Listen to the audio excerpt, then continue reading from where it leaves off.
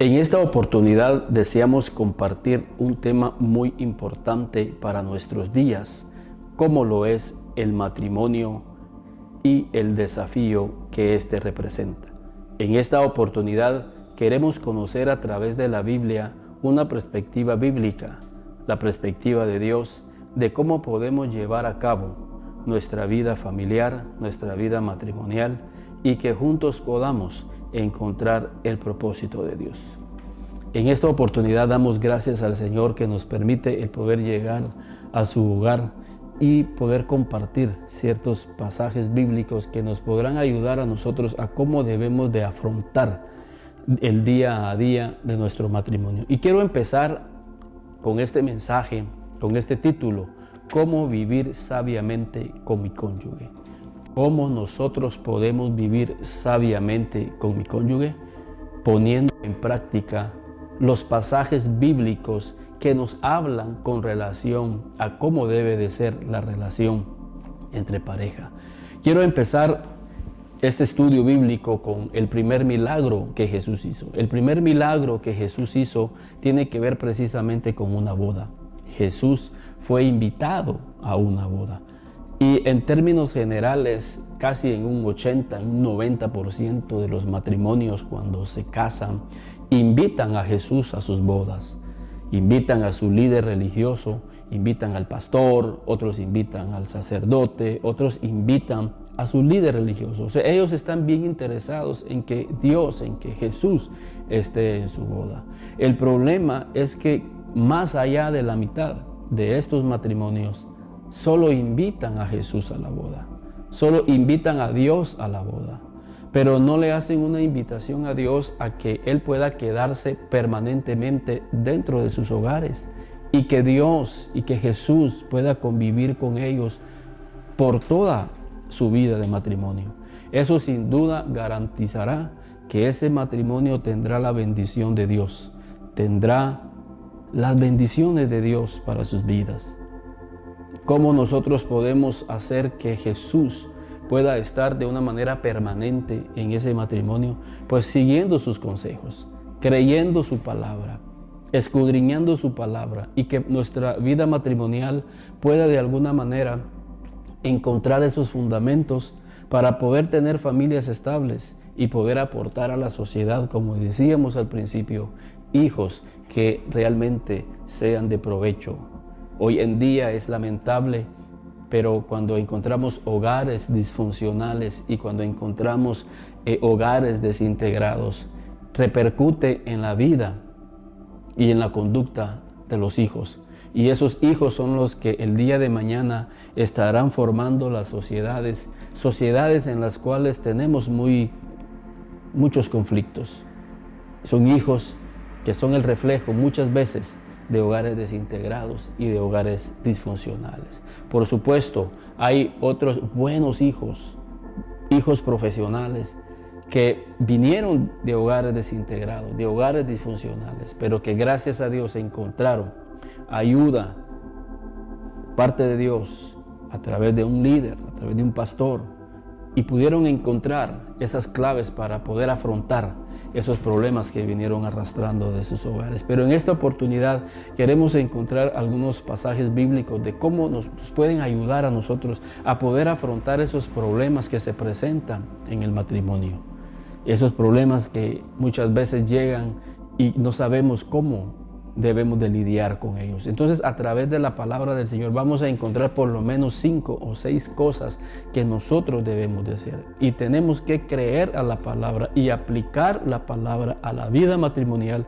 Y sin duda eso nos va a ayudar, nos va a garantizar que Dios está en medio de nosotros. Y si Dios está en medio de nuestros matrimonios, en medio de nuestro hogar, vamos a garantizar que nuestro matrimonio sin duda dará los frutos. Será un matrimonio estable, resolveremos los problemas, estaremos felices, habrá paz en el hogar, los hijos crecerán en un ambiente agradable, en un ambiente donde el cual ellos van a poderse desarrollar y ellos van a seguir con ese estilo de vida cuando ellos vayan a formar sus futuros hogares, sus futuros matrimonios. Es importante, y siempre hablamos con los padres de familia que se acercan con nosotros y nos dicen, mire, nuestro hijo tiene un problema, nuestro hijo es rebelde, nuestro hijo tiene un sinfín de problemas. Entonces vamos nosotros realmente a examinar de dónde viene realmente la raíz de ese problema, de dónde viene, de dónde se origina la conducta muchas veces rebelde, inestable de los hijos. Y nos damos cuenta que vienen precisamente de estos hogares que no han sabido aplicar la palabra a sus vidas. Y este es el punto en esta oportunidad. Queremos aplicar la palabra de Dios a nuestros matrimonios, poder aplicar el consejo de Dios a los matrimonios. Por eso el título se llama ¿Cómo vivir sabiamente con mi cónyuge? ¿Cómo podemos vivir sabiamente? Conociendo los principios de Dios y poniéndolos en práctica. Y en esta oportunidad quiero que vayamos a ver el primer elemento que está precisamente en Primera de Pedro capítulo 3 y versículo 7. Primera de Pedro 3:7 dice, vosotros maridos igualmente vivid con ellas sabiamente, dando honor a la mujer como a vaso más frágil y como a coherederas de la gracia de la vida, para que vuestras oraciones no tengan estorbo. Si bien es cierto, la familia es la base de la sociedad, y si tenemos familias estables, si tenemos familias con la sabiduría de Dios, vamos a aportar hijos a la sociedad, hijos buenos. Pero aquí en Primera de Pedro encontramos la razón principal y sublime del por qué Dios espera que hayan matrimonios, que hayan parejas estables y que parejas que se amen, parejas en donde puedan estar juntos y convivir juntos con gozo, con alegría y con paz.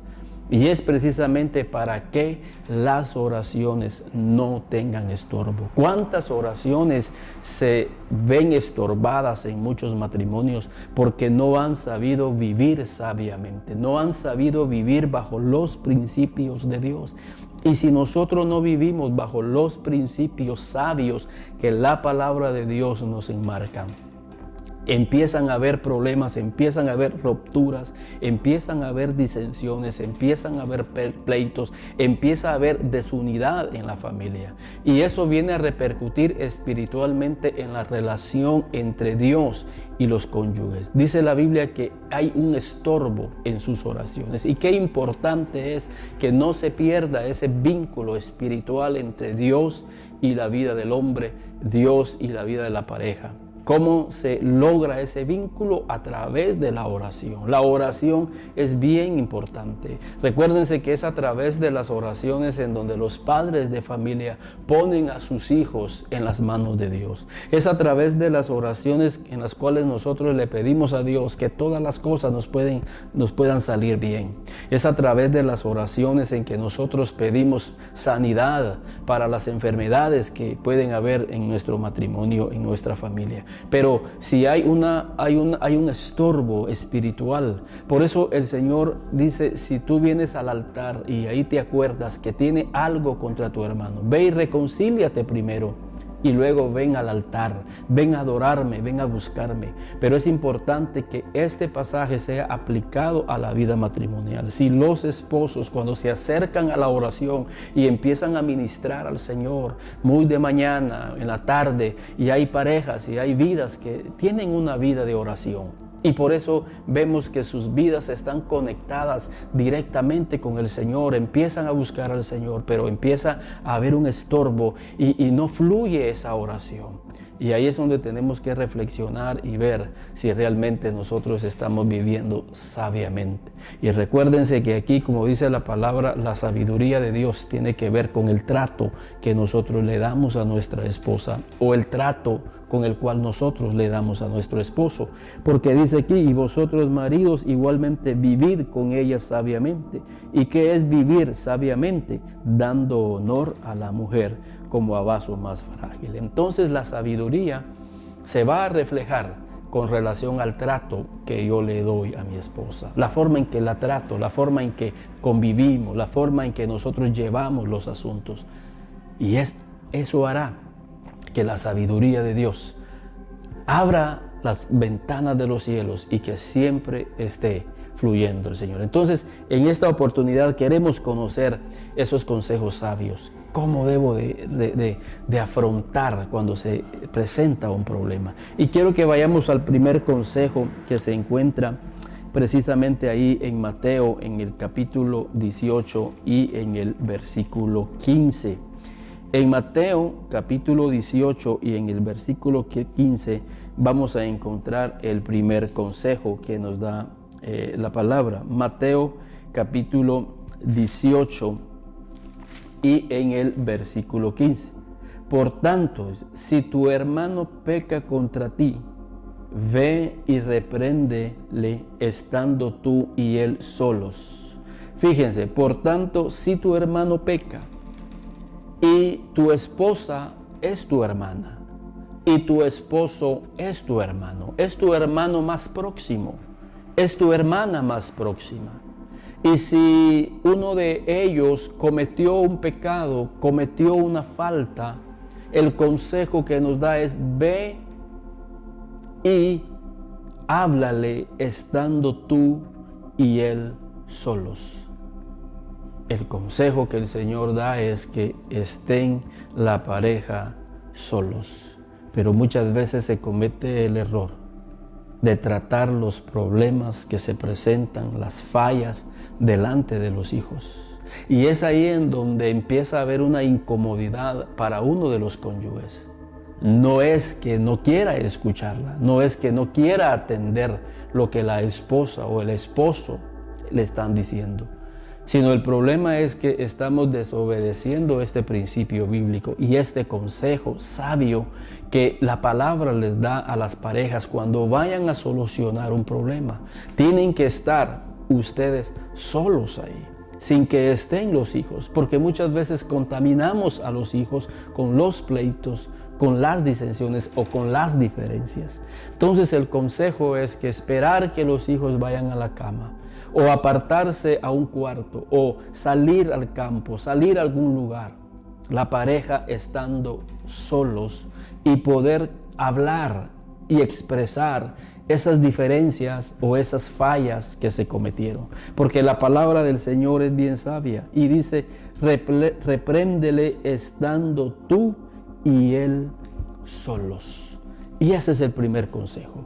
Si en verdad queremos actuar con sabiduría, tenemos que hacer este consejo y no discutir delante de los hijos.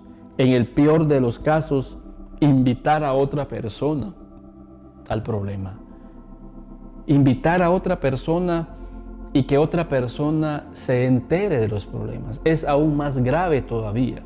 Muchas veces se comenta a terceras personas de los problemas que hay en la familia e invitamos a otras personas, a algún familiar, a un amigo, y eso es lo que daña la relación. Y en el peor de los casos hay personas que se autoinvitan a sí mismos y ellas quieren llegar como un salvavidas al matrimonio. Y eso lo que hace es que molesta a uno de los cónyuges. Y la base principal es que estamos desobedeciendo a la palabra de Dios. Porque el consejo es primeramente, estando tú y él solos.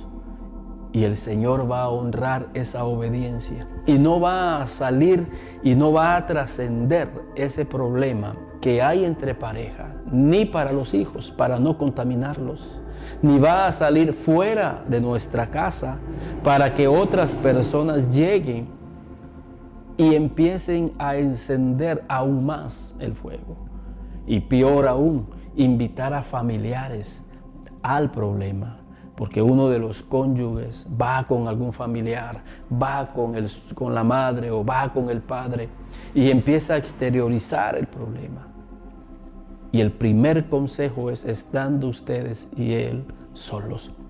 Si el problema es demasiado, entonces venimos y hacemos el siguiente consejo. El siguiente pasaje dice: si no los oyere a ellos, dice, mas si no te oyere, versículo 16, mas si no te oyere, toma aún contigo a uno o dos, para que en boca de 2 testigos conste toda palabra. Si el problema ha avanzado más, está bien, entonces ve con 1 o 2 personas. El problema es quiénes son esas 2 personas, quién es esa persona a la que tú vas a buscar para pedir ayuda a tu matrimonio. Muchas veces lo expresamos a la persona más, como se dice vulgarmente, más chismosa de la iglesia, o a la persona más chismosa de la familia, o buscamos a la persona menos sabia, la menos indicada, para que sepan de nuestros problemas. No quisiéramos pasar al versículo 16, sino que realmente quedarnos con el versículo 15, donde dice, estando tú y él solos, y que ahí solos se pueda resolver esa diferencia. Pero si no se resuelve, entonces pasamos al otro nivel y buscamos ayuda. Porque en el versículo 16 la idea es buscar ayuda. Mas si no te oyere tu cónyuge, toma aún contigo a 1 o 2 para que conste toda palabra. Pero el punto es a quién vas a buscar para pedir ayuda. Y ahí es donde tenemos que tomar la decisión para buscar personas piadosas, para buscar personas sabias, para que podamos buscar personas que definitivamente nos van a ayudar y que no van a divulgar el problema de nuestra familia a otras personas. Entonces, el primer consejo que la palabra nos da a nosotros para que podamos actuar con sabiduría es que podamos resolver nuestros asuntos estando nosotros solos. Y si la situación es más grave, buscar entonces personas idóneas que puedan ayudarnos, que puedan todo esto. Porque dice la palabra de Dios aquí, si no te oyere, toma aún contigo 1 o 2 para que en boca de 2 o 3 testigos. En el versículo 15, por tanto, si tu hermano peca contra ti, ve y repréndele estando tú y él solos. Si te oyere, has ganado a tu hermano. La idea es que lo que nosotros vayamos a hablar sea con el propósito de ganarnos a nuestra pareja, es de ganarnos a nuestro prójimo. No es para discutir, no es para debatir, no es para señalar, no es para criticar, no es para condenar, sino que la palabra que vaya a salir estando solos en la plática es para ganarnos a nuestra pareja, es para resolver el conflicto. La razón del por qué vamos a ir a buscar a esa persona o a esas 2 personas es para que nos ayuden, es para que restauren el matrimonio. Entonces la palabra del Señor nos aconseja y nos da este primer principio, que tenemos también que pedir ayuda, tenemos que buscar personas piadosas que puedan ayudarnos y que den testimonio a estas vidas de que ellos también tienen un hogar estable, que ellos han también sobrellevado todos estos conflictos, pero cuando han puesto a la palabra de Dios como guía, ellos han encontrado las respuestas y las soluciones a sus matrimonios. Entonces, en este primer consejo que dice Mateo capítulo 18 y versículo 15 y 16, nos habla acerca de que tenemos que trabajar en estos conflictos que se presentan en el matrimonio. Pero veamos un segundo consejo, y esto lo encontramos ahí en Gálatas, en el capítulo 6 y en el versículo 1. En el versículo 6, y dice: hermanos, si alguno fuere sorprendido en alguna falta, vosotros que sois espirituales, restauradle con espíritu de mansedumbre, considerándote a ti mismo, no sea que tú también seas tentado. Y aquí hay tres claves importantes que pueden ser aplicadas en la vida del matrimonio. Ustedes que son espirituales. Y la verdad es que la Biblia dice: hermanos, si alguno fuere sorprendido en alguna falta, si tu esposa fue sorprendida en alguna falta, si tú has sorprendido a tu esposo en alguna falta, en alguna falla, dice que vosotros que sois espirituales, restauradle. O sea, la espiritualidad no tiene que perderse cuando se presentan los problemas. El problema es que uno de los cónyuges deja de fluir bajo esa vida del espíritu y empezamos a actuar de una manera carnal. Vosotros que sois espirituales. Y por eso es bien importante que como familia, como pareja, estemos buscando el Espíritu de Dios y que seamos llenos del Espíritu de Dios para que seamos personas espirituales y que siendo personas espirituales podamos actuar de una manera sabia. ¿Y qué es actuar de una manera sabia en este pasaje? Dice, vosotros, si alguno fuere sorprendido en alguna falta, vosotros que sois espirituales, restaurarle con espíritu de mansedumbre. Y es eso lo que se pierde, la mansedumbre, la humildad. Cuando se trata de resolver los problemas dentro de la familia, se pierde la humildad. Se pierde esta palabra, se pierde la mansedumbre. ¿Por qué? Porque la mansedumbre es un resultado de una vida espiritual. Por eso es importante que como pareja estemos buscando la vida del Espíritu, viviendo en la vida del Espíritu. Porque si nosotros vivimos bajo la vida del Espíritu, alimentando el Espíritu de Dios en nuestras vidas, cuando se presente una falla en alguno de los cónyuges, rápidamente la mansedumbre y la humildad se va a presentar. Y vamos a actuar de acuerdo a la vida del Espíritu. Pero cuando no somos espirituales, entonces se pierde la mansedumbre y es ahí en donde fluye la soberbia, fluye el orgullo y fluyen esas palabras ásperas. ¿Por qué? Porque hemos dejado de fluir conforme a la vida del Espíritu. Y vosotros que sois espirituales, restaurarle con un espíritu de mansedumbre.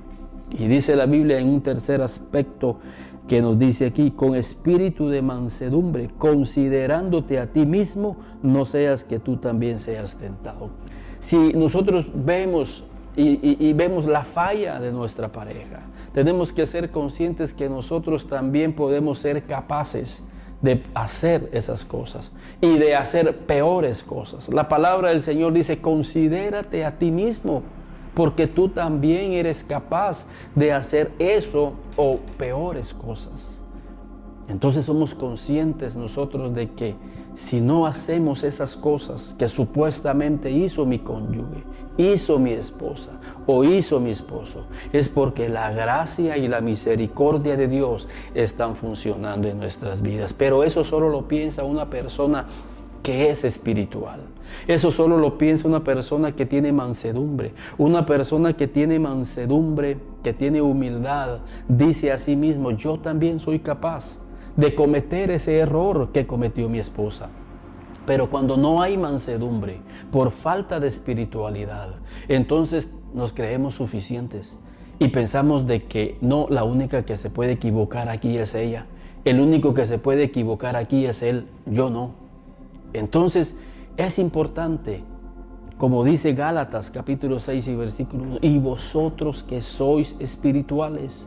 Quiere decir que el espiritual es aquel que considera su vida diciendo yo también soy capaz de cometer este problema, de cometer esta falla y estoy dispuesto a perdonarte.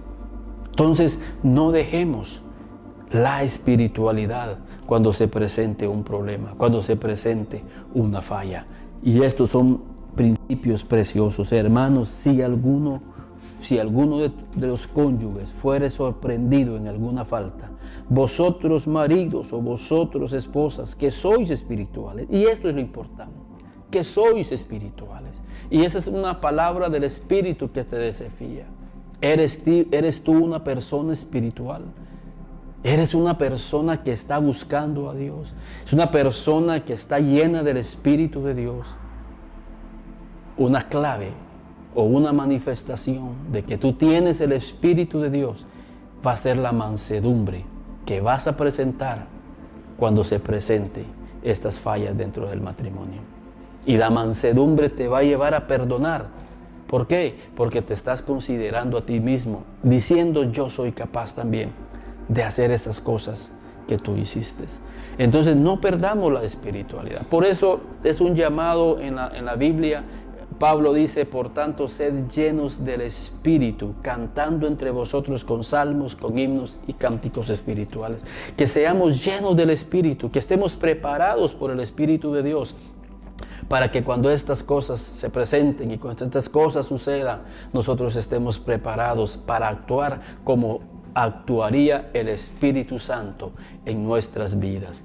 Quiero que vayamos a otro aspecto a considerar, y es ahí en el libro de Romanos. Y creo que solo el hombre espiritual puede hacer lo que a continuación nos va a decir la Biblia. Y esta es una razón del por qué tenemos que ser personas espirituales. Cuando una persona es espiritual, actúa con mansedumbre. Y cuando una persona es espiritual, va a hacer lo que nos va a decir el siguiente consejo. Y dice ahí en Romanos capítulo 12 y versículo 17 al 19, no paguéis a nadie mal por mal. No paguéis a nadie mal por mal, ni a tu esposo, ni a tu esposa. No devolvamos mal por mal. Dice, procurad lo bueno delante de todos los hombres. Si es posible, en cuanto dependa de vosotros, estad en paz con todos los hombres, especialmente con nuestro cónyuge. Mientras dependa de nosotros. Y eso lo hace solo el hombre espiritual. El hombre que está lleno del Espíritu y que se mueve en base a la mansedumbre va a tomar la iniciativa. Muchas veces el que da el primer paso no precisamente tiene que ser el que está admitiendo el error. El que da el primer paso es el que demuestra que tiene mansedumbre, que tiene humildad y que demuestra que es un hombre espiritual, mientras dependa de nosotros. Muchas veces los cónyuges piensan que la vida matrimonial tiene que depender de la otra persona. O pensamos que el arreglar los problemas en la familia, que sea la otra persona que dé el paso. ¿Por qué tengo que ser yo? Pero obviamente dice la Biblia que al que más se le da, más se le demanda. Y el que tiene que tomar la iniciativa es el más espiritual, es al que Dios más le da. ¿Por qué? Porque el que es espiritual le va a ser fácil el poder dar el siguiente paso, porque la mansedumbre que hay en su vida lo va a llevar a eso, a que demos ese primer paso. El hombre espiritual es el que da ese paso. Dice, mientras dependa de nosotros. Y quiero comentar esto porque cuando el Señor dice, si tú vienes al altar y traes tu ofrenda y ahí te acuerdas que tu hermano tiene algo contra ti. Noten, no dice si tú tienes algo contra tu hermano. Dice, si tú sabes que tu hermano tiene algo contra ti. El problema es el otro. Pero dice, ve y reconcíliate primero. O sea, es un eco a lo que dice aquí, mientras dependa de nosotros, mientras en nosotros esté el tomar la iniciativa, el tomar el primer paso para la reconciliación. En cuando dependa de vosotros, estemos en paz. Porque lo que queremos traer a la familia precisamente es paz. Lo que queremos traer en medio de los conflictos de matrimonios es precisamente traer paz. Para que en esa paz, en ese hogar pueda haber un ambiente y que pueda cumplirse lo que dice el Salmo. Mirad cuán bueno y cuán delicioso es habitar los hermanos juntos en armonía. Es como el buen óleo, es como el aceite. Si en tu familia tú vas a lograr paz a través de estos principios que la Biblia nos enseña, ahí va a fluir el aceite de Dios. Y el aceite de Dios trae gozo. El aceite de Dios trae sanidad. El aceite de Dios trae unción. Recordemos que el aceite en los tiempos bíblicos se usaba primero para sanar las heridas. El aceite se usaba para darle luz a las lámparas. Y el aceite en los tiempos bíblicos era señal de la unción. Y Dios quiere y es el propósito de este estudio en esta oportunidad. Dios quiere que en la familia haya paz, que en la familia esté Dios presente, que haya armonía en la familia y que el aceite de Dios pueda traer sanidad a nuestros hijos, pueda curar toda herida en nuestros hijos. Que en nuestro hogar esté la luz del Señor, esa luz que va a alumbrar a otros matrimonios que están viviendo en oscuridad.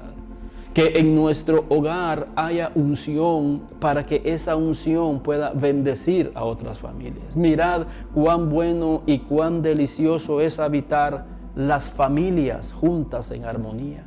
Es como el buen óleo, como el aceite que desciende, dice, sobre la cabeza de Aarón y baja por todas las vestiduras.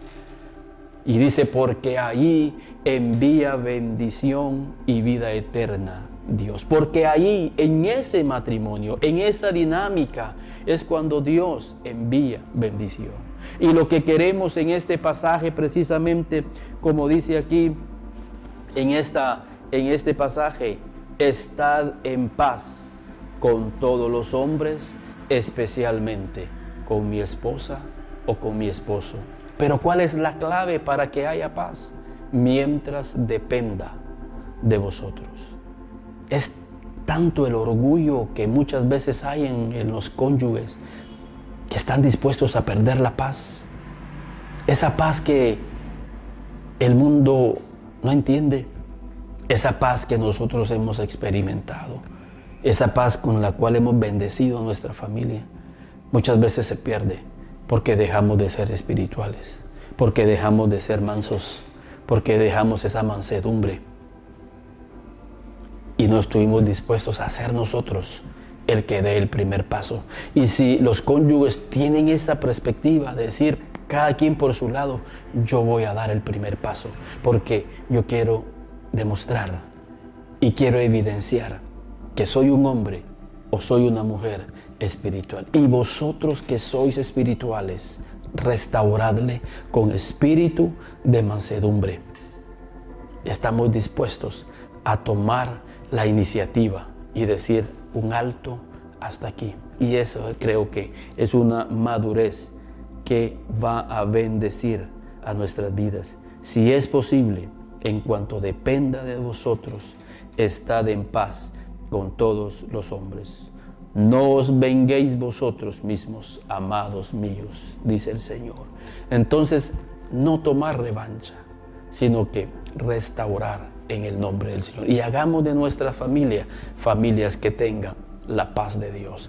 Veamos otro aspecto, y esto está ahí en el libro de Efesios, ya para el último principio que el Señor quiere compartirnos. Ahí en el libro de Efesios, en el capítulo 4 y en el versículo 26 en adelante, vamos a encontrar en estos pasajes preciosos lo que el Señor tiene para nuestras vidas. En Efesios 4:26 le habla a los esposos: airaos, pero no pequéis. No se ponga el sol sobre vuestro enojo. Airaos. Es imposible que muchas veces cuando se presenten situaciones no nos airemos, no nos molestemos. Pero que eso no nos lleve a pecar. Que eso no nos lleve a ofender principalmente a Dios y al Espíritu Santo. Sí hay una molestia. Jesús, cuando llegó al templo y vio a los cambistas ahí, cuando vio a los que hacían negocios en el templo, Jesús, dice la Biblia, que se enojó, se molestó. Dice, no se enoje, es normal. Ahora, lo que no es normal, lo que es anormal, es que siempre nos estemos enojando, que siempre estemos actuando y resolviendo las cosas de una manera enojados. Pero habrán situaciones aisladas en las cuales va a haber una molestia. Y no debemos de acarrear culpa, ni mucho menos ministrar culpa. Lo importante es que ese enojo no nos lleve a pecar, a ofender a Dios y a ofender a nuestro cónyuge o a ofender a nuestra esposa, a nuestro esposo, a nuestros hijos. Sino que la Biblia dice en el versículo 26 siempre: no se ponga el sol sobre vuestro enojo. Está diciendo que no llevemos ese enojo semanas o meses ahí, sino que debe de ser ministrado precisamente ese día. ese día, tomar la iniciativa y poder resolver el conflicto ese mismo día, sin que ese conflicto pase al otro día. Y no se ponga el sol sobre vuestro enojo. No irnos a la cama enojados, porque durante la noche que estamos durmiendo y como somos seres espirituales, algo está sucediendo en nuestro espíritu. El enemigo está trabajando en nuestro inconsciente. Pero si antes de irnos a acostar, ministramos al Señor, tomando la iniciativa. Pero que la tome Él. No, que la tome Él, o que la tome ella, o que la tome Él. No, el que es más espiritual va a tomar la iniciativa de ministrar al Señor. Porque con Dios no están molestos. Quizás entre cónyuges sí, pero ministremos al Señor, porque Dios no está molesto con nosotros. Y ministren al Señor, y luego del Señor vendrá la respuesta. Porque el Señor no tiene la culpa de que haya un conflicto. Entonces no dejamos de adorar esa noche. Y dice la Biblia, la razón, versículo 27, ni deis lugar al diablo. Esa es una de las razones principales del por qué tú como ser espiritual vas a tomar la iniciativa, porque no quieres darle lugar al diablo en tu familia, no le quieres dar lugar al diablo en tu hogar, no le quieres dar lugar al diablo en esa discusión. Por eso decíamos, estando tú y él solos, pero muchas veces muchos invitan al diablo a esa discusión porque le están dando lugar. Y el primer consejo que vimos en esta noche es, estando tú y él solos, con el Señor a la par. Pero hay quienes que invitan al diablo a esa discusión. Y lo dice aquí, y no deis lugar al diablo, porque él quiere llegar. Y muchas veces el diablo llega a través de un consejo de terceras personas.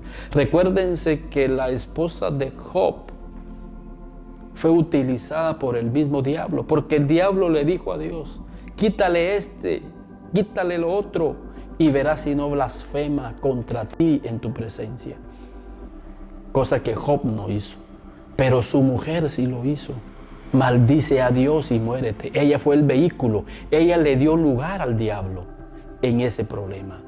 Entonces no nos convirtamos en receptores del diablo.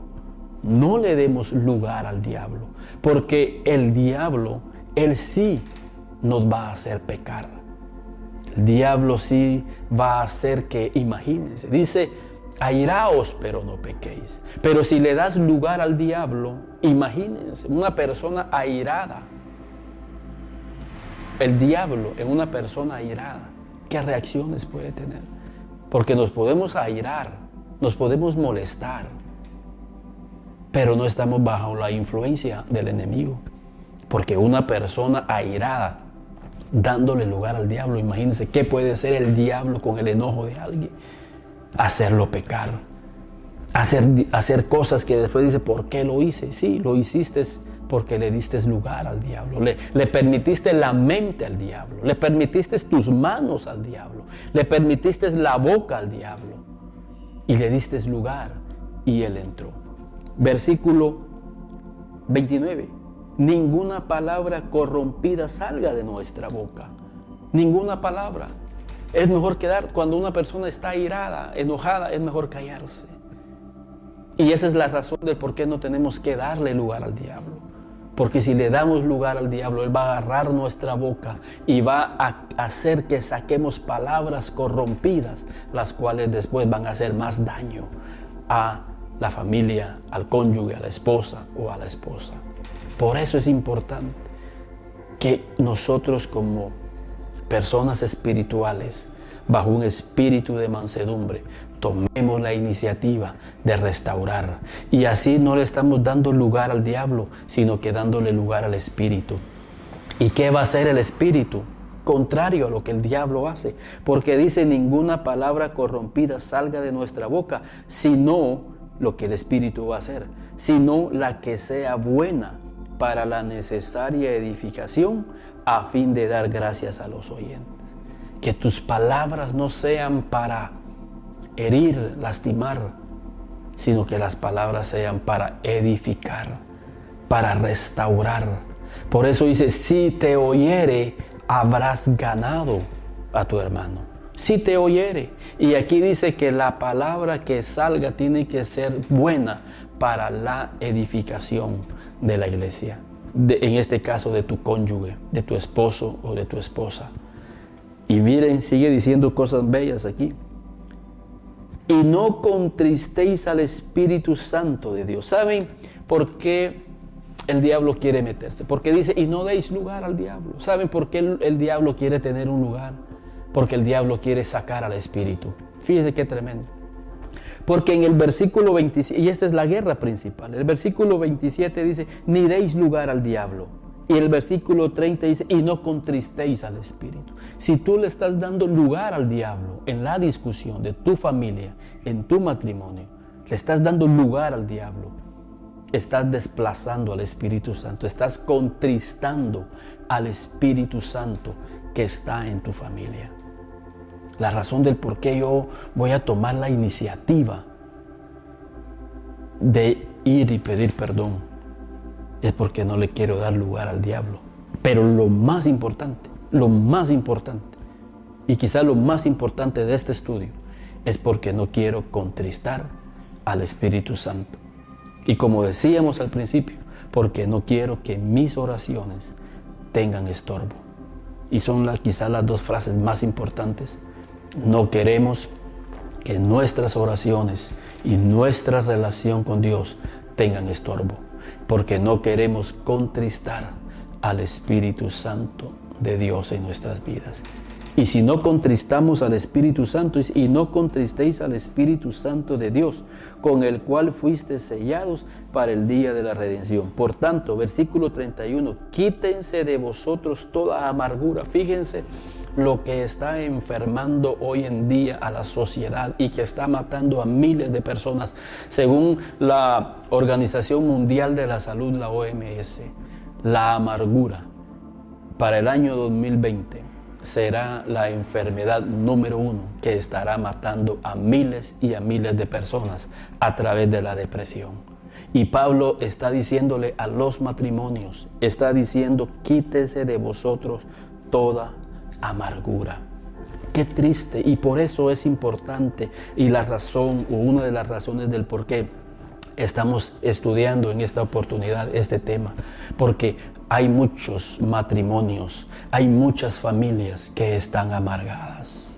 Y dice Pablo, Pablo aquí, quítese toda amargura. Pero la única forma de quitar la amargura de los matrimonios es que si los matrimonios viven de acuerdo a los principios establecidos por Dios, que son los que estábamos estudiando. Los matrimonios le han dado la espalda a Dios, le han dado lugar al diablo.